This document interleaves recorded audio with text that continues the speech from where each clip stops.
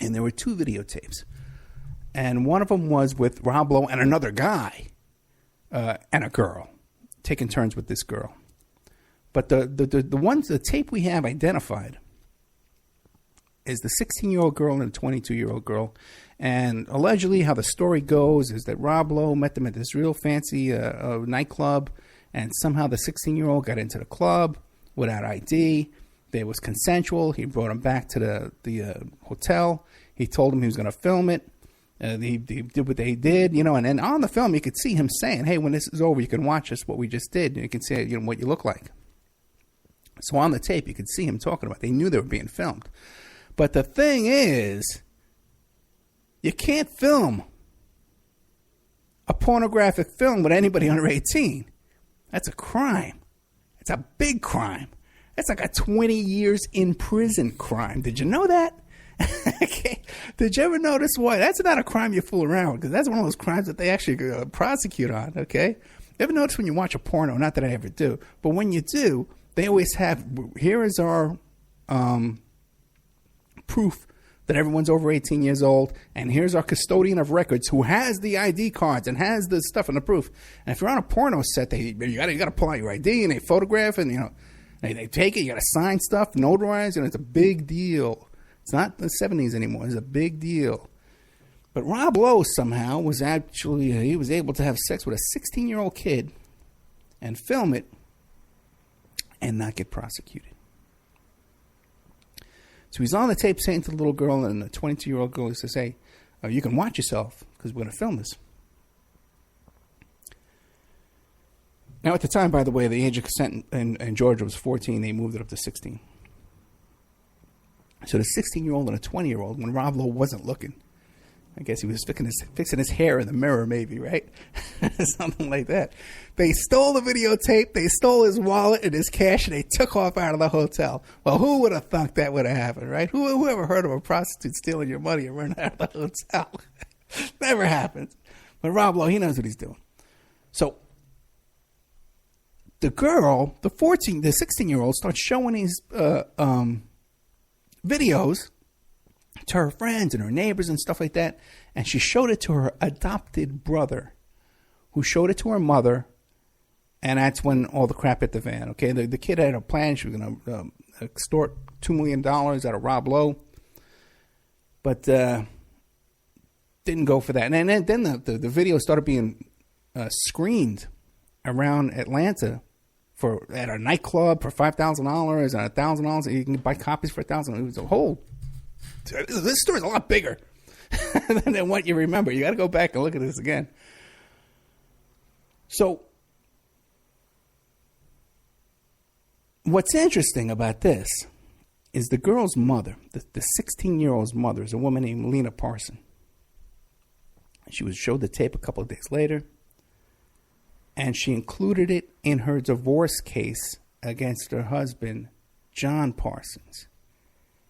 And other allegations she had about John Parsons in their custody case was that he was involved in adultery, drug abuse, sodomy, and devil worship.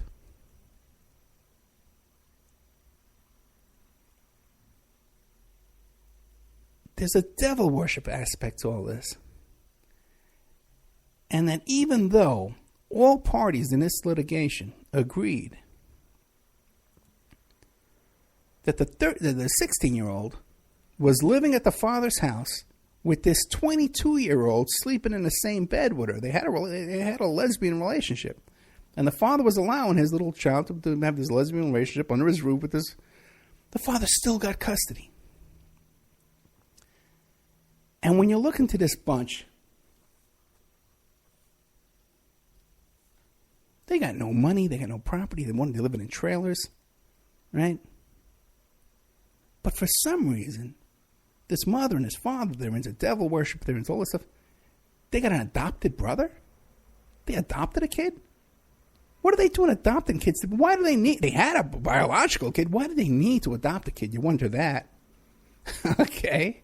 You wonder why they're adopting kids and how they were approved for adopting kids with their lifestyle and how they were living. So very interesting. Then as you start looking into some of the other relationships that Mr. Rob Lowe has been in with other women, Melissa Gilbert. Did you know that they broke up the day that she had a miscarriage of her child? That was the day that the relationship ended. When she got pregnant with this child, she had a miscarriage, and then they broke it off that day, and the relationship has been over ever since.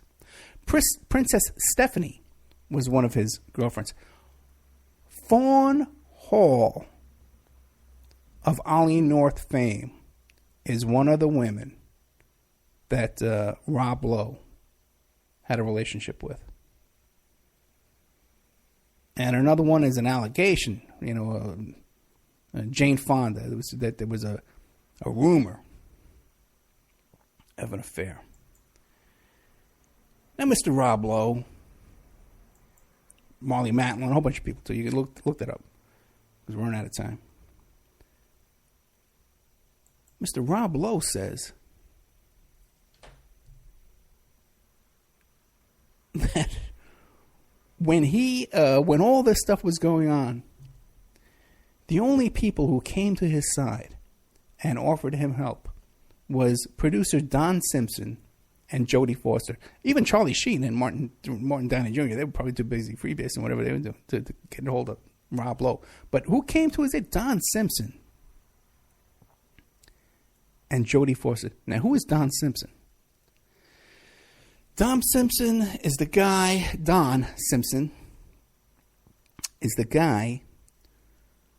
who did all those movies with Tom Cruise, Top Gun, and the race car movie, right? But this guy, the reason why he's notorious is he was one of Heidi Fleiss's clients, along with Charlie Sheen, by the way. Noticing a pattern here, guys? And he was one of Heidi Fleiss's clients, and he had a reputation of being a sadist. And he would hire these women, these prostitutes would go over there, and he would abuse them brutally and humiliate them. And that was what he was into. Now, there's an interesting story where Don Simpson had a party at his home, and one of the guests at his party overdosed on drugs. Now, rather than call the police, what Don Simpson did was he called up private investigator Anthony Pellicano. And it's come out in court documents that Anthony Pellicano, showing up at the residence there before calling the police or calling an ambulance or calling 911 or calling anybody, sanitized the crime scene. He cleaned up the crime scene of anything that could cause problems for his wonderful client, Don Simpson. And who was the first reporting officer at that scene? Mark Fuhrman.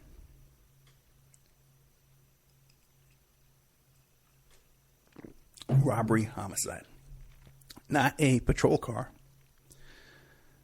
So this means that somehow a detective was the first officer to show up at the scene of a crime. The first responding officer.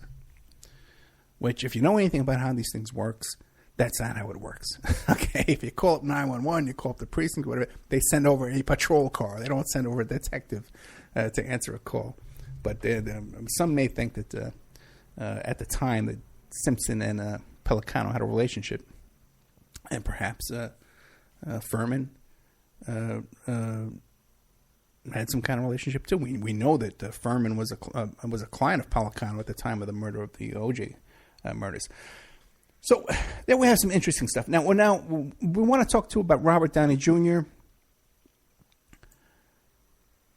who's a lovable character now, best friends with Charlie Sheen and this other guy, Rob Lowe. What's going on there? We've talked about Charlie Sheen in the past. His wife, one wife got shot in the butt. Another one, gets a knife pulled on her on Thanksgiving evening. And another one claims that, there's all this child pornography on his computer and on his phone and on his laptop. And he's not allowed to have unsupervised visits with his own kids.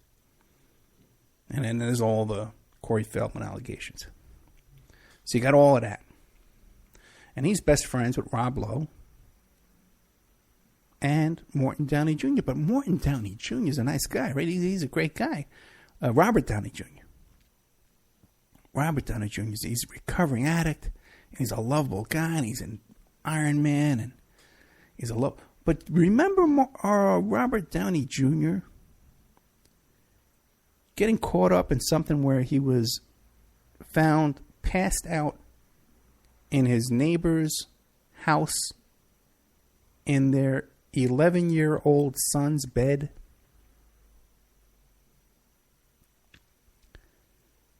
Now, according to the official story, well, the son wasn't in the bed with Robert Downey Jr. But let's stop and think, okay? There's many possibilities here. One could be that, Robert Downey Jr. is a friend of mine, and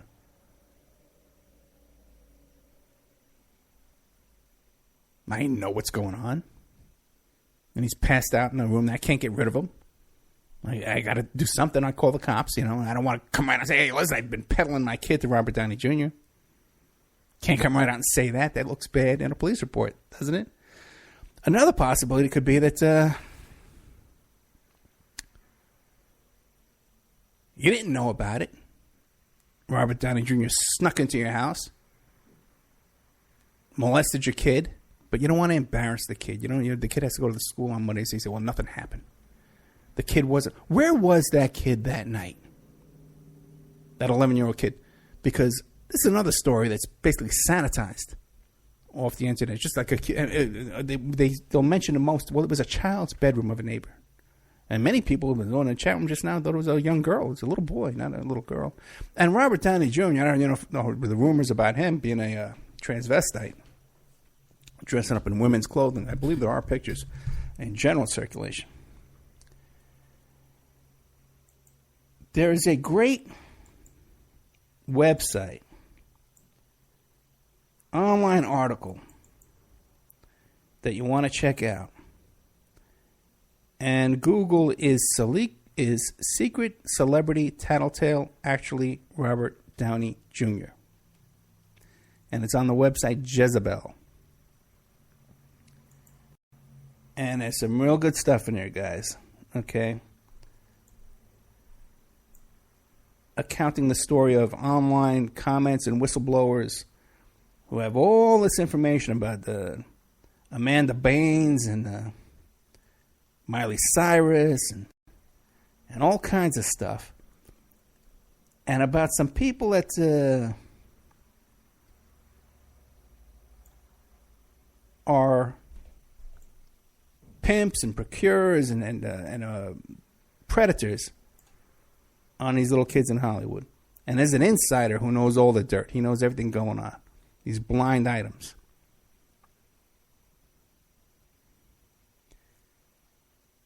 And one of the main names to look at in here is Diana Jenkins, who today goes by the name Sanella Diana Jenkins. So you guys can work on that, okay? You can get to work on that and take a look at that. There's some really, really good stuff in here about. And when you start doing, and then their names come up in Pizzagate. Okay, guys. So there's a lot here. Take a look at that. We're gonna play a commercial, and then when we get back, we're gonna talk about David Copperfield and his connections to Jeffrey Epstein. And Bill O'Reilly comes in it, and Donald Trump comes up in it. Again, these incredible patterns of behavior here that keep coming up over and over and over again. The same names keep popping up all over the place. And I'll be right back after these messages.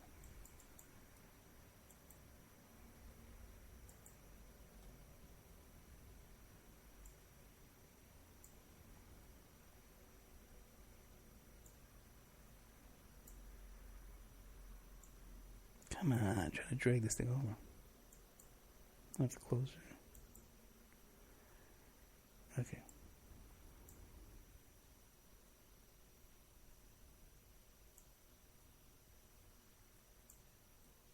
Got it. And now a word from our sponsors. Did you know that 30% of all people on online dating websites and personal ads